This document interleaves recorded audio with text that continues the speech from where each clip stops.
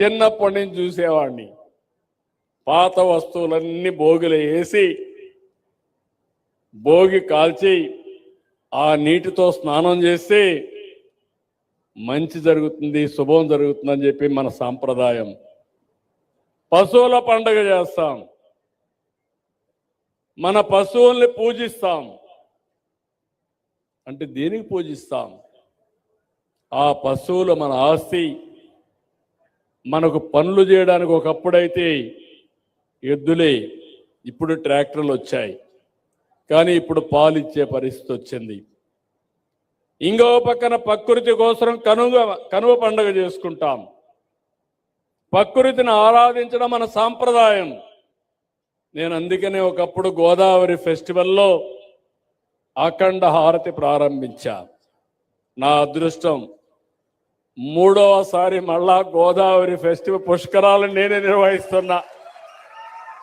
సమైక్య ఆంధ్రప్రదేశ్లో 12 ఏళ్లకు ఒకసారి గోదావరి పుష్కరాలు వస్తాయి. అప్పుడు నేనే ముఖ్యమంత్రి. మొన్న గోదావరి పుష్కరాలు 14 తర్వాత వస్తే అప్పుడు నేనే ముఖ్యమంత్రి.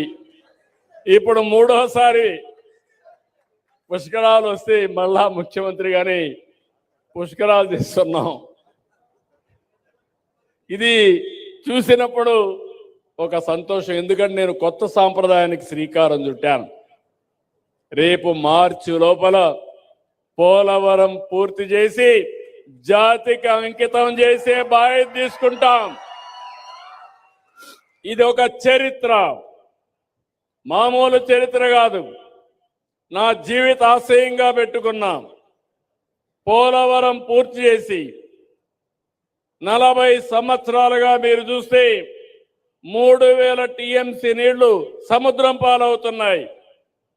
ఇందులో ఒక 200-300 టీఎంసీ మనం ఉపయోగించుకుంటే ఇంకా కరువనే మాట లేదు. మీరందరూ కాటన్ ద్వారా విగ్రహాలు పెట్టి పూజిస్తారు. దేనికోసం అడుగుతున్నా? దేనికోసం? ధవళేశ్వరం బ్యారేజ్ కట్టాడు, అంతే కదా? ఇన్నేళ్ళైంది, మర్చిపోయారా? ఆయన ఈ దేశం అయింది బ్రిటిష్ తరపున వచ్చాడా లేదా? ఆయన ఎందుకు గుర్తుపెట్టుకున్నాం? మంచి చేశాడు, రైతును ఆదుకున్నాడు, నీళ్లు ఇచ్చాడు. మంచి చేసిన వాడు ఏ దేశమైనా గౌరవించాలనేది మన సాంప్రదాయం. అవునా కాదా అని మిమ్మల్ని అడుగుతున్నా. ఇప్పుడు నాకెంత ఆనందం అంటే, నేను పోలవరాన్ని ఒక యజ్ఞం మారిగా ప్రారంభించాను. సోమవారం పోలవరం చేసుకున్నా. 2019లో ఓడిపోకపోతే 2021లో పూర్తి అయిపోయేది. ఇప్పుడు ఏమైంది? పోలవరం గోదావరిలో ముంచేశారు. అప్పట్లో మళ్ళీ వచ్చాం.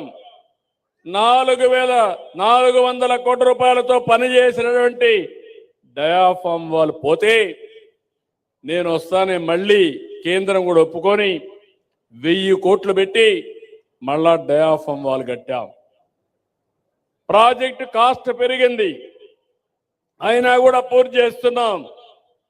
అయితే ఈరోజు మీరు గుర్తుపెట్టుకోవాలి, పోలవరం ఆంధ్రప్రదేశ్ రాష్ట్రానికి జీవనాడి. ఇది ఒక వరం అని మరొకసారి మీ అందరికీ విజ్ఞప్తి చేస్తున్నా. రాబోయే రోజుల్లో గోదావరి జిల్లాలకి, పాత గోదావరి జిల్లాలు ఇప్పుడు 5 జిల్లాలైనాయి. ఈ 5 జిల్లాల్లో ఎక్కడా నీటి ఎద్దడి లేకుండా చేసే బాధ్యత ఈ ప్రభుత్వానిదని మరొకసారి విజ్ఞప్తి చేస్తున్నా. నాకు ఎంత కమిట్మెంట్ అంటే, పోలవరం విషయంలో నేను ముఖ్యమంత్రి అయ్యే రోజున 7 మండలాలు తెలంగాణలో ఉన్నాయి. ఆ 7 మండలాలు తెలంగాణలో ఉండుంటే ఆనాటి ప్రభుత్వం ఒప్పుకోకపోతే పోలవరం కట్టే పరిస్థితి లేదు. నాకు ఐడియా ఉంది కాబట్టి ఆనాటి ప్రభుత్వం నరేంద్ర మోడీ గారు, రాజ్నాథ్ సింగ్ గారు, వెంకయ్యనాయుడు గారు ఉంటే నేను గట్టిగా చెప్పి, మీరు 7 మండలాలు కానీ ఇవ్వకుండా పోతే నేను ప్రమాణ స్వీకారం చేయను, నాకు ఈ ముఖ్యమంత్రి పదవి వద్దు, ముఖ్యమంత్రి పదవి తీసుకొని చెడ్డ పేరు తెచ్చుకోవడం కంటే ఈ రాష్ట్రం కోసం నేను త్యాగం చేస్తానని గట్టిగా చెప్పిన తర్వాత ప్రమాణ స్వీకారం చేసిన వెంటనే వాళ్ళు పార్లమెంట్ కూడా పెట్టకుండా 7 మండలాలు మనకి ఇచ్చారు. అది ప్రారంభం. పోలవరం పూర్తి చేయడానికి శ్రీకారం. ఈ రోజు మీరు ఒకసారి చూస్తే ఎన్ని ఇబ్బందులు కలిగించినా ఇక్కడే రామానాయుడు అప్పుడు కాటన్ దొర చేస్తే ఇప్పుడు రామానాయుడు ఇక్కడ మంత్రిగా ఉండి ఆయన ఆధ్వర్యంలో ఈ ప్రాజెక్టు పూర్తవుతుంది. ఇక్కడే మా సాయి ప్రసాద్ గారు చీఫ్ సెక్రటరీగా ఉన్నాడు, ఇరిగేషన్ సెక్రటరీగా ఉన్నాడు. నేను అదే చెప్పాను, మీరు చేసే పని పోలవరం ఒకటే కాదు, విశాఖపట్నానికి కృష్ణా నదికి ఎన్ని నీళ్లు కావాలంటే అన్ని నీళ్లు ఇవ్వడానికి అవకాశం వస్తుంది. అక్కడి నుంచి వంశధార తీసుకెళ్తాం, ఇక్కడి నుంచి నల్లమల సాగర్ తీసుకెళ్తాం. నేను నిన్న కూడా ఒక మాట అన్నాను, ఎందుకు అనవసరంగా తెలుగు జాతి మధ్య విద్వేషాలు పెట్టుకుంటాం? నీళ్లు సముద్రానికి పోతున్నాయి. ఇప్పుడు పెద్ద వీరుడు బయలుదేరాడు, రాయలసీమ లిఫ్ట్ ఇరిగేషన్ అంట. నీళ్లు కావాలన్నా గొడవలు కావాలంటే మాకు నీళ్ళొద్దు, గొడవలే పెట్టుకుంటామనే రకం వీళ్ళంతా. నేను ఒకటే చెప్తున్నాను, నాకు కావాల్సింది గొడవలు కాదు, నా జాతి ప్రయోజనాలు, తెలుగు జాతి ప్రయోజనాలు, నన్ను ఎన్నుకున్న ఆంధ్రప్రదేశ్ రాష్ట్ర ప్రయోజనాలు ఎట్టి పరిస్థితిలో ముందుకు తీసుకుపోతారని మరొక్కసారి హామీ ఇస్తున్నా. అందుకనే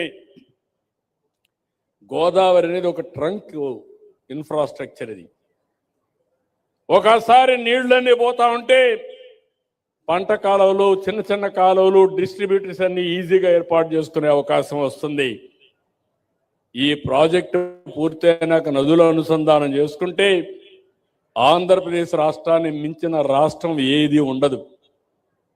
అవసరమైతే ఇక్కడ పోయే నీళ్లు తెలంగాణ కూడా వాడుకునే అవకాశం వస్తుంది.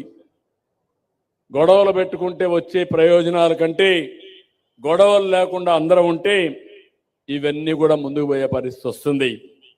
మీరు ఒకసారి గుర్తుపెట్టుకోవాలి, నేను ముందు చెప్పాను, నరకాసురుడు గుర్తుపెట్టుకోవడానికి ఈరోజు దీపావళి జరుపుకుంటున్నాం.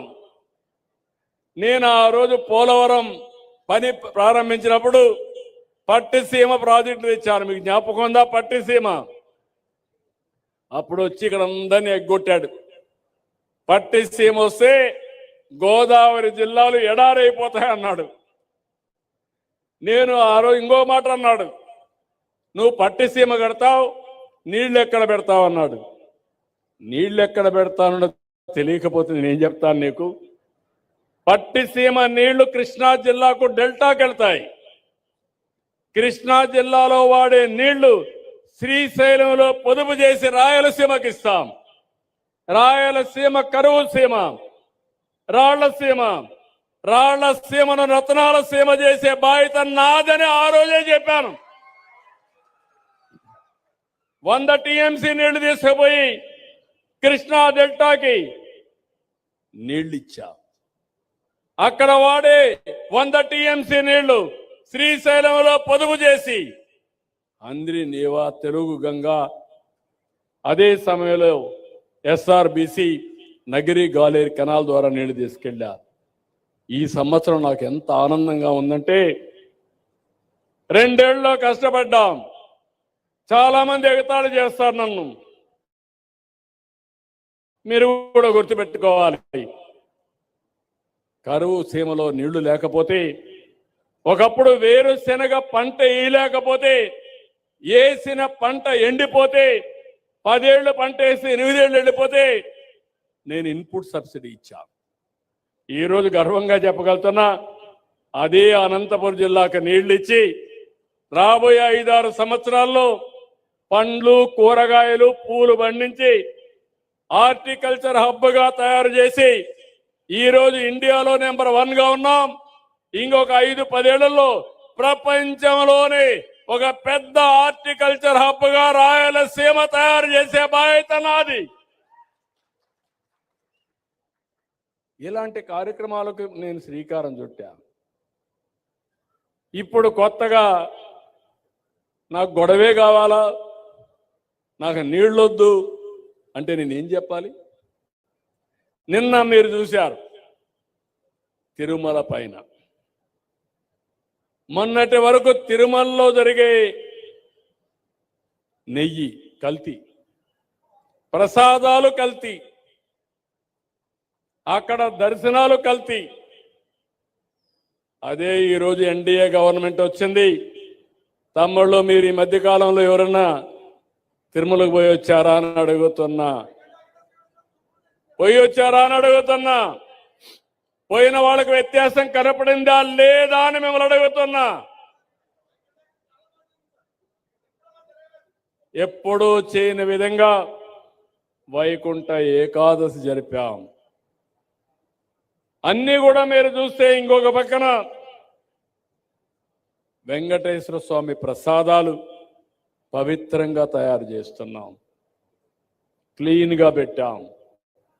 ఇది చూసి భరించలేకుండా నిన్న మొన్న మీరు ఒకసారి చూస్తే మనకు కొన్ని ఆచారాలు ఉన్నాయి, కొన్ని సాంప్రదాయాలు ఉన్నాయి. ఎవరైనా సరే అన్య మతస్థులు కానీ వెంకటేశ్వర స్వామి దగ్గరికి పోవాలంటే డిక్లరేషన్ ఇవ్వాలి. వెంకటేశ్వర స్వామి పైన నమ్మకం ఉందంటే ముస్లింలు పోవచ్చు, క్రిస్టియన్లు పోవచ్చు, ఇంకొకరు పోవచ్చు. అదే ఇమ్మన్నాం. అదే ఇమ్మంటే నేను ఎళ్లనని నిలిపేసిన వ్యక్తి వెంకటేశ్వర స్వామిని గురించి మాట్లాడితే నా ఇంటి కుల దైవం, పవిత్రతను కాపాడే బాధ్యత నాదని మరొకసారి మీ అందరికీ హామీ ఇస్తున్నా. నిన్నేం చేశారు? బాటిల్స్,